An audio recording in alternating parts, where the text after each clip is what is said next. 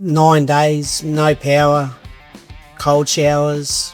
Had to get the camping gear out to cook. My name's Adam. I've owned the house for 30 years. It was just one of them things I started thinking about in retirement and trying to save as much money, when retirement comes.